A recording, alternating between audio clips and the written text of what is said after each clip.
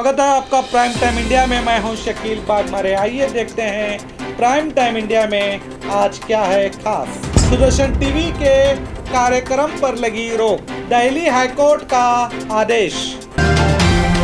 Doctor कफील खान का क्या हुआ, सरकार का ऐलान, मुद्रा योजना बेरोजगारों के लिए होगा वरदान। कंडक्टर ने मुसाफिर का किया बलात्कार, पुलिस ने किया गिरफ्तार।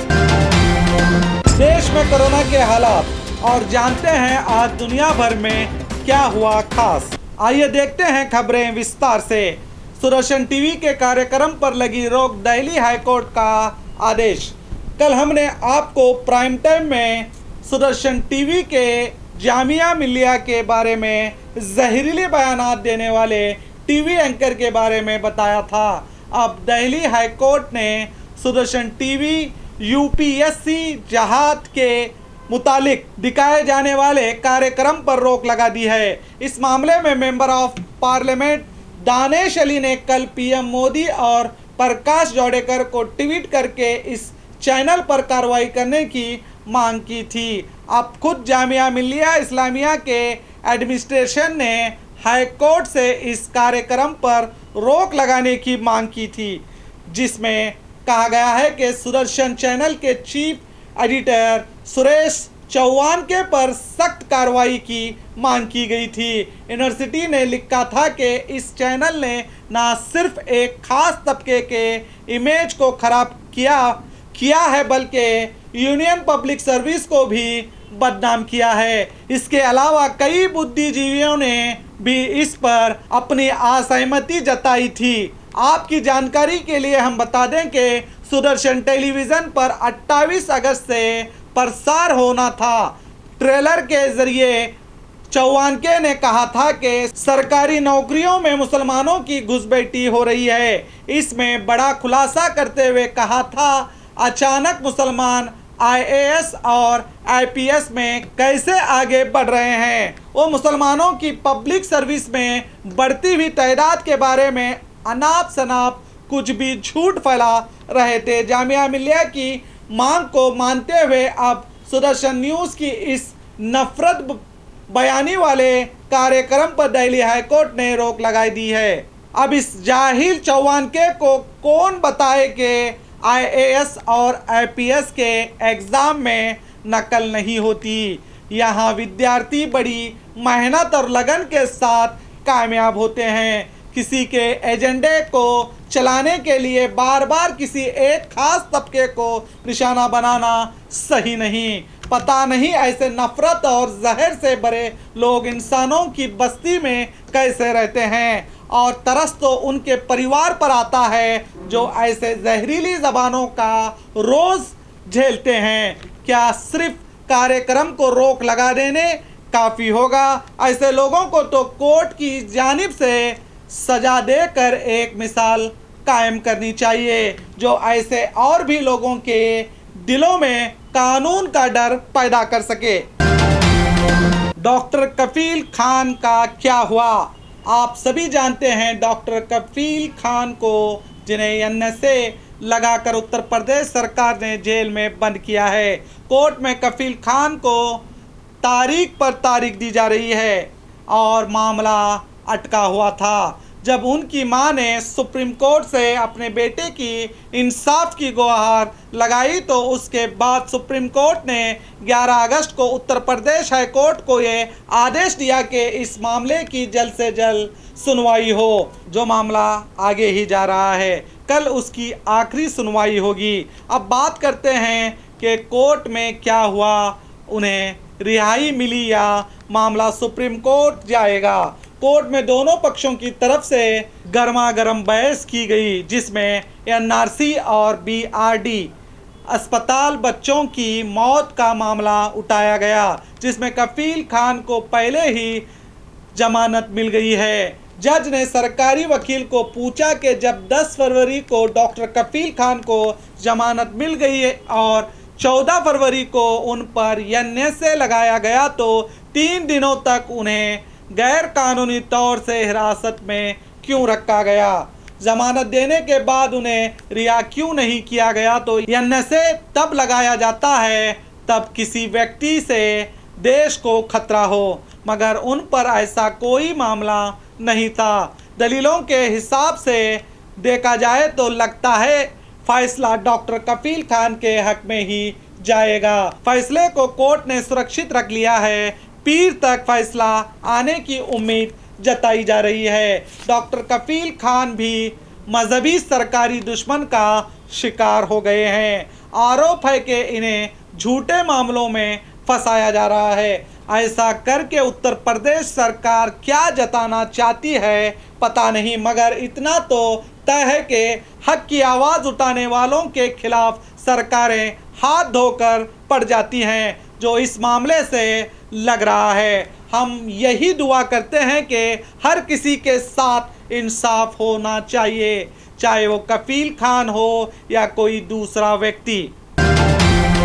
सरकार का ऐलान, मुद्रा योजना बेरोजगारों के लिए होगा वरदान। आज देश में आए दिन लोग अपनी नौकरियों से हाथ धो रहे हैं। अब ऐसे बेरोजगार नौजवानों के लिए खुद अपने पैरों पर खड़े होने के लिए एक बड़ी खुशखबरी सामने आई है।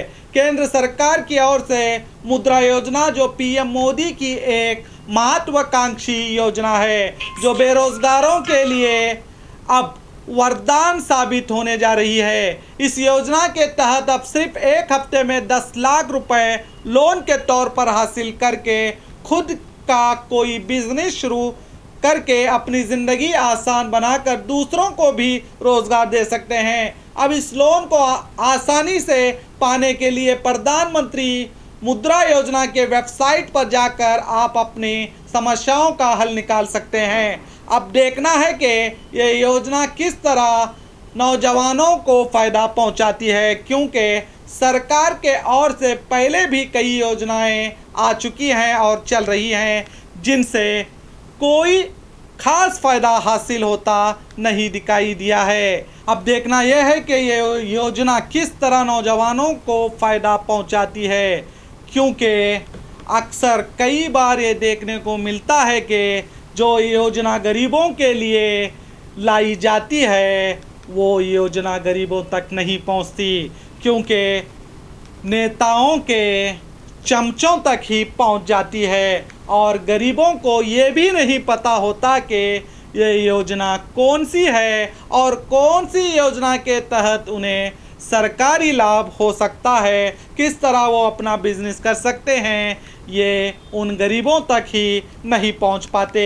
तो सरकार को ये सोचना चाहिए कि किस तरह जो सरकारें जो गरीबों के लिए इस तरह की योजना लाती हैं वो गरीबों तक कैसे पहुंचे, उस और सरकारों को खास करके ध्यान देना चाहिए।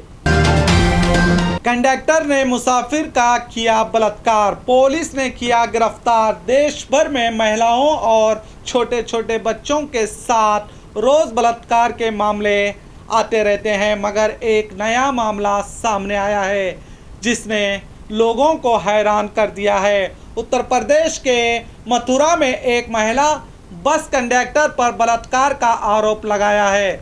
बताया जा रहा है कि ये महिला दिल्ली की निवासी है जो लखनऊ से दिल्ली तक का सफ़र तय कर रही थी। बस कंडक्टर ने सुबह 5 बजे के करीब उस औरत के साथ बलात्कार किया। इस महिला ने खुद 112 नंबर पर फ़ोन करके पुलिस में शिकायत दर्ज करवाई है। इस मामले में देरी ना करते हुए पुलिस ने आरोपी कंडक्टर को गिरफ्तार करके मामले की जांच कर रही है।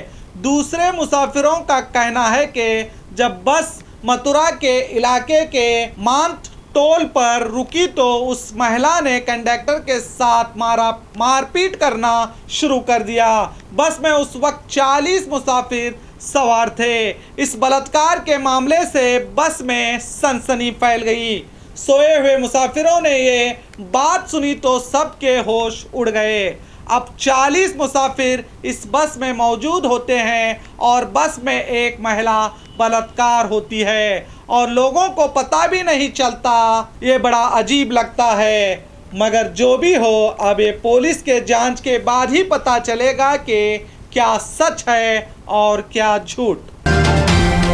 देश में कोरोना के हालात। पिछले 24 घंटे में देश में 76,000 से ज़्यादा नए मामले सामने आए हैं और 60,000 से ज़्यादा मरीज ठीक भी हुए हैं। अब देश में कोरोना मरीजों की कुल संख्या 34,63,000 हुई है और इस बीमारी से ठीक होने वालों की संख्या 26 लाख से ज़्यादा हो गई है। इस दौरान पिछले 24 घंटे में मरने वालों की तादाद 1021 हुई है। अब देश में कोरोना से मरने वालों की कुल तादाद बढ़कर 62,000 को पार हो चुकी है। अब देश में ठीक होने वालों की संख्या बढ़कर 76.47% हुई है। वहीं मरने वालों की तादाद घटकर 1.82% हो चुकी है। अगर इन तमाम आंकड़ों पर नज़र डालें तो लगता है देश को कोरोना से थोड़ा समय लग सकता है, मगर कोरोना से जीत पक्की है।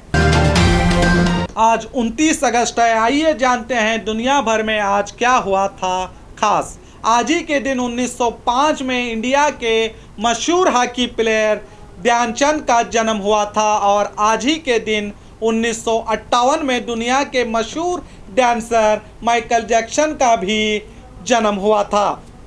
आज ही के दिन 1947 में बाबा साहब अम्बेडकर संविधान परिषद के अध्यक्ष बने थे। आज ही के दिन 1931 में मशहूर साइंसदान माइकल फैराडे ने इलेक्ट्रोमैग्नेटिक इंडक्शन का आविष्कार करके इंजीनियरिंग के दुनिया में बड़ा इतिहास रचा था। आज ही के दिन 1953 में रूस ने पहला हाइड्रोजन बॉम्ब विस्फोट किया था। और खबरों के लिए देखते रहिए आपका अपना प्राइम टाइम इंडिया।